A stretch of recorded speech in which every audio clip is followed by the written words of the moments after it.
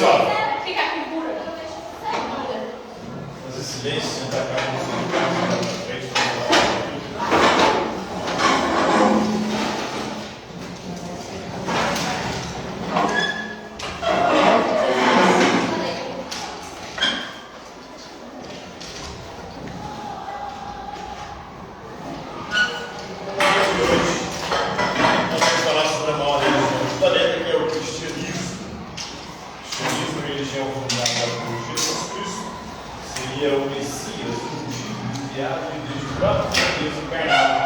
Para a salvação da humanidade.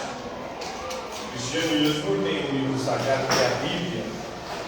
A Bíblia vem do grego biblos, que quer dizer livros, um conjunto de livros. Os católicos são 73 livros, para os protestantes são 66. Uma divergência aí do Antigo Testamento dos católicos e dos protestantes. Os protestantes têm 39 livros do Antigo Testamento, enquanto os católicos têm 46.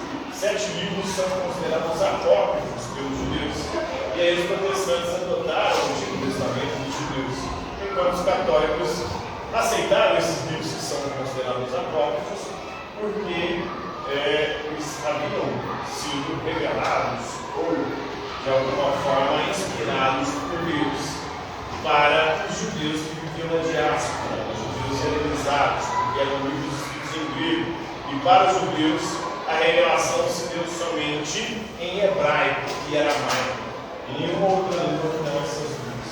Deus havia conversado com o seu povo na língua do hebraico e aramaico. Então, o Antigo Testamento diverge, mas o Novo Testamento é igual para cristãos, católicos e protestantes. São 27 livros, e a maior parte desses livros escritos por Paulo, o apóstolo Paulo, apesar de que Paulo não conheceu Jesus pessoalmente. Para ser apóstolo, você tinha que conhecer Jesus pessoalmente, ter sido enviado por ele. Eram 12 no início. Um trai e acaba deixando o grupo, que era o Judas, segundo a tradição que ressuscitou. Outro foi eleito para o lugar dele, se não me engano, Matias, e ficaram 12.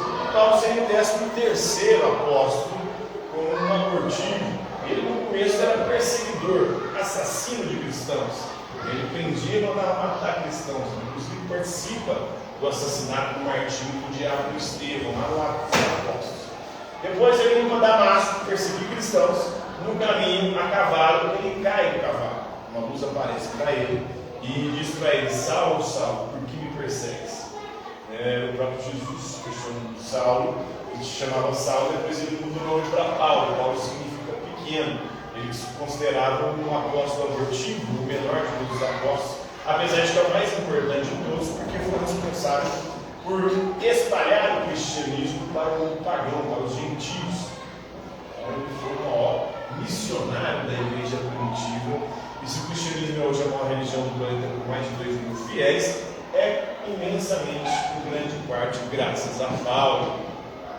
Paulo, depois que cai do cavalo, ele fica cego, passa um período ali de adaptação até recuperar a visão e de conversão.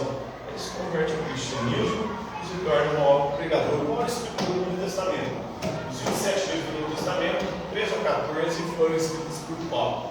E hoje vamos falar de uma dessas cartas, uma dessas epístolas, um dos livros do Novo Testamento, que é o livro de São Paulo aos Efésios, uma carta de São Paulo aos Efésios, onde ele vai falar sobre a armadura de Deus. Nesse livro de Efésios, nessa carta de Efésios, ele vai falar sobre a batalha espiritual que os cristãos enfrentam. Os cristãos estão em constante guerra contra Satanás, o diabo, o demônio, o capeta, o capiroto, o encadinho, né? Então, são várias denominações. E para vencer essa batalha espiritual, você tem que se cingir da armadura de Deus, a armadura que Deus nos concedeu.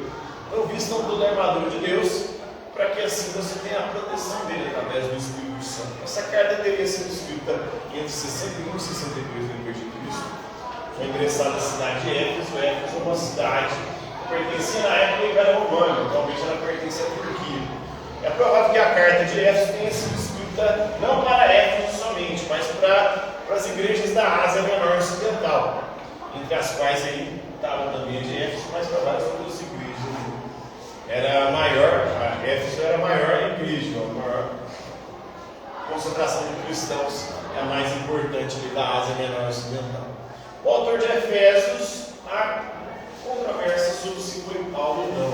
Estudiosos modernos de filologia que comparam o texto, eles perceberam que Efésios diverge das cartas que são genuinamente paulinas. Então, o estilo da escrita é diferente. Provavelmente, então, a carta aos Efésios deve ter sido escrita não pelo próprio Paulo, mas por algum discípulo de Paulo. Né? Os cristãos iniciais acreditavam que fosse Paulo o autor dessa carta. Mas estudiosos hoje modernos afirmam que é mais provável que seja um discípulo por conta da divergência do estilo da escrita, das cartas que são paulinas para Efésios, que provavelmente não foi escrita por Paulo. Então, é uma carta interessada aos leitores, que eram os destinatários da carta. A maior parte deles eram gentios, pagãos, que se converteram ao cristianismo e que habitavam a região de Éfeso e da Ásia Menor Ocidental. Então, a audiência efésia era uma audiência ali tanto complicada, porque em Éfeso era uma cidade lá onde se cultuava o politeísmo, eles acreditavam em vários deuses. E entre os deuses lá, o principal era a deusa Ártemis, a deusa grega da caça e das florestas. É de vocês?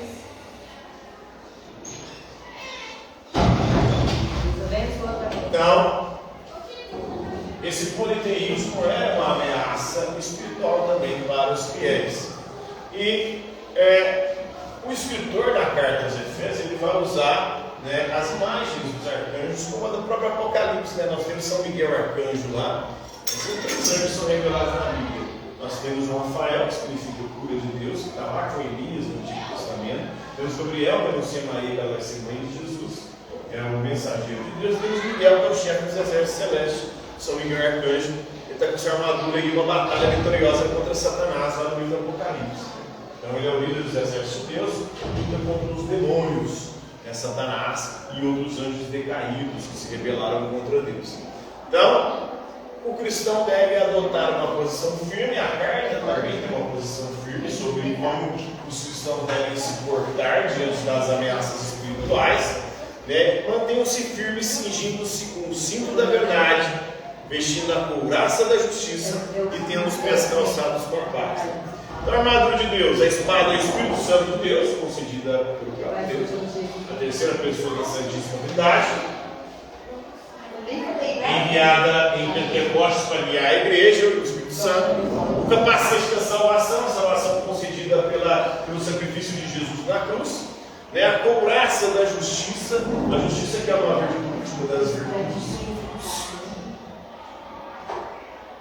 das virtudes cardeais, o cinto da verdade, a verdade que é o próprio Cristo, a sua verdade, o caminho, a verdade e a vida, dizia Jesus. O escudo da fé, a fé é fundamental também, a fé em Deus, a fé em Cristo ressuscitado, a fé na graça de Jesus para a nossa salvação, e os pés calçados com a paz que Deus vai trazer para o cristão mesmo diante das tribulações desse mundo.